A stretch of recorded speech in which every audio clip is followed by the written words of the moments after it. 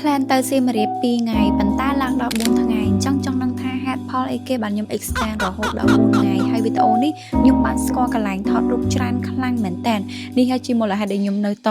ដោយសារតែខ្ញុំចង់ចំណេញពេលអញ្ចឹងខ្ញុំចេញពីពេញទៅពេលយប់ខ្ញុំជិះឡានគេងពេលយប់ជិះក្រុមហ៊ុនសាលី VIP ឥឡូវហ្នឹងខាងសាលី VIP ក៏គេកំពុងមាន promotion មួយ Red Bird ដែរ booking បានតម្លៃ discount ហើយបើសិនជាយើងប្រើកូដដើរលេងបាន discount មកតាមទៀតរហូតដល់$2ហើយបាន cashback រហូតដល់$4មកវិញមកចំណេញខ្លាំងសំខាន់ណាស់របស់គេនេះឡើង clean ស្អាតហើយស្រួលគេងខ្លាំងមែនតើខ្ញុំមកដល់សៀមរាបនេះរៀងផឹកពេកអញ្ចឹងហើយអត់បាន check in ទេយកកាតាប់ដាក់ដូរកៅអៅហើយមកអង្គរវត្តសិនប៉ុន្តែខ្ញុំមកថ្ងៃទុំមនុស្សច្រើនខ្លាំងអត់បានថតរូបអីច្រើនទេក៏បន្តដំណើរមកខ្លងទ្វារជ័យនេះខ្ញុំគ្រាន់ជិះកាត់ទេប៉ុន្តែខ្ញុំសម្ដៅមកខ្លាំងជាងគេគឺប្រាសាទព្រះខ័នប៉ុន្តែដើរសុកឃើញកន្លែងដែរស្ដាំដែរប្រាសាទព្រះខ័នផ្លូវចូលហ្នឹងកន្លែងទុកនេះថតរូបស្អាតខ្លាំងអ្នកទាំងអស់គ្នាពេលដែលទៅអីអាចថតនៅកន្លែងហ្នឹងបានសំខាន់ពេលដែលខ្ញុំមកកន្លែងមច្ឆាដែលគេល្បីនេះអ្នកទាំងអស់គ្នាមនុស្សច្រើនខ្លាំងមែនតើខ្ញុំថតរូបបានតែតិចតួចខ្លាំងមែនតើអញ្ចឹងហើយក៏ខ្ញុំដល់មក check in ខ្ញុំមក check in នៅសហគមន៍ខ្ញុំសិនគេមានជាមួយនឹង welcome drink ហើយខ្ញុំគេនៅជាន់លើគេបង្អស់ចឹងណាហើយ pool របស់គេក៏ស្អាតដែរតម្លៃសមរម្យចឹងបន្ទាប់មកខ្ញុំមកកន្លែងកាហ្វេដែលគេល្បីថា vibe ចេញមកដូចក្រិចអូនអ្នកទាំងអស់គ្នាកន្លែងនេះក៏ថតរូបស្អាតដែរហើយពេលល្ងាចឡើងគឺខ្ញុំអត់ភ្លេចទេតែញ៉ាំអីនៅកន្លែងផ្សាររាត្រីរបស់ខ្មែរយើងមានម្ហូបច្រើនតម្លៃសមរម្យទៀតអ្នកទាំងអស់គ្នាទៅអាចទៅញ៉ាំអីនៅកន្លែងហ្នឹងបានណាហើយពេលប្រថ្ងៃបន្ទាប់ហ្នឹងខ្ញុំទៅអារម្មណ៍កាហ្វេ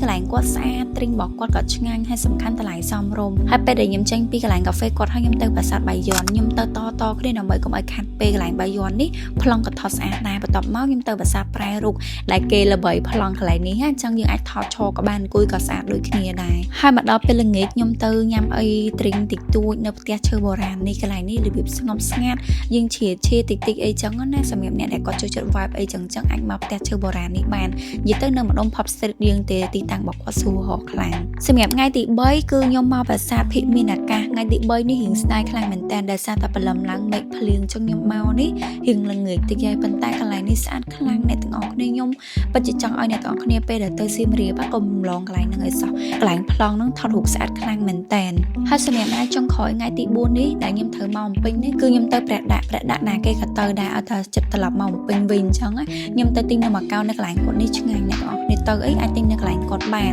ហើយបន្ទាប់មកដើម្បីកុំឲ្យខាតពេលដែលសារតែខ្ញុំឡានមកពេលយប់ទេអញ្ចឹងពេលដែលជិះមកខ្ញុំចូលទៅថតរូបលេងនៅកន្លែងខ្លងទ្វារខ្មោចសិនកន្លែងនេះផ្លូវជិះទៅរៀងពិបាកបន្តិចប៉ុន្តែពេលទៅដល់ហ្នឹងក៏យើងអាចថតពីបេប្លង់ដូចនៅក្នុងវីដេអូដែលខ្ញុំដាក់ឲ្យបានដែរហើយដោយសារតែនៅសល់ពេលយូរដែរខ្ញុំក៏ឆ្លៀតមកផ្សាររាត្រីដោយសារតែមកសៀមរាបម្ដងណាអត់ដែលបានមកចូលទិញអីនៅផ្សាររាត្រីសោះបងប្អូនខ្ញុំលើកទឹកចិត្តឲ្យមកទិញអីមុននឹងយើងទៅផ្ទះទិញជាអំណោយអីតិចតួចក៏បានដែរដោយសារនៅទីនេះមានរបស់ខ្មែរយើងលក់ច្រើនខ្លាំងហើយសំខាន់តម្លៃសមរម្យខ្លាំងមែនតើហ្មងអញ្ចឹងយើងអាចទិញអីតិចតួចជូនបងប្អូនឬក៏មិត្តភ័ក្តិឬក៏អីបានអញ្ចឹងណាមួយវិញទៀតបើសិនជាបងប្អូនត្រូវការធ្វើដំណើរទៅតាមខេត្តណាផ្សេងអីកុំភ្លេច booking តាមក្រុមហ៊ុន Red Bird ផងងាយស្រួលហើយរហ័សខ្លាំងមែនតើចឹងសម្រាប់វីដេអូខ្ញុំបទពិសោធន៍នៅសៀមរាប4ថ្ងៃមានតែប៉ុណ្្នឹងឯងសំខាន់ដល់លេងអត់តន់ឆ្អែតទេអញ្ចឹងសង្ឃឹមថានឹងមានវីដេអូក្រោយចែករំលែកជូនបងប្អូនអញ្ចឹងវីដេអូខ្ញុំមានតែប៉ុណ្្នឹងទេអរគុណបាយបាយ